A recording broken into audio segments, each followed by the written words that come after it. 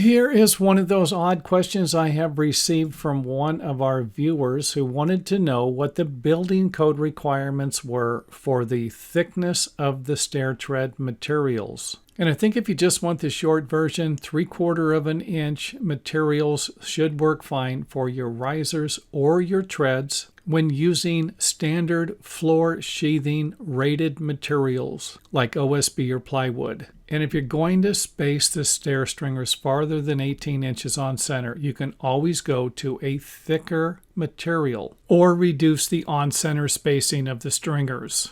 So that's the short version. Next up, let's go ahead and take a look at the reason why you might choose to use thicker materials for your risers. And I've seen people actually building stairs with 2x8. I think that's a little overkill. However, if you're looking for an extremely stiff and rigid stairway, this could be it. And if you notice here, the riser, when it's held up even with the top of the stringer, is going to provide added support or structural support for the stair tread.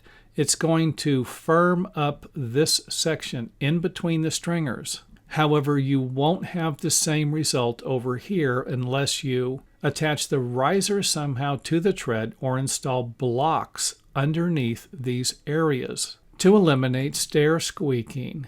Next up, let's take a look at some of the numbers on the sheet of plywood or on the sheet of O.S.B. This is going to be the plywood rating numbers. And I'm not about to suggest these numbers won't be a little confusing. However, in this example here, we're looking at 23/32, or basically 3/4 inch O.S.B floor rated sheathing that should not have a on-center spacing greater than 24 inches on center, suggesting that it will work just fine for your stair stringers that are going to be spaced less than 24 inches on center if you're going to use the same rating. Keep in mind that some building authorities might require a higher pounds per square foot loading on stairs. For example, instead of a standard 40 pounds per square foot on a floor, they might require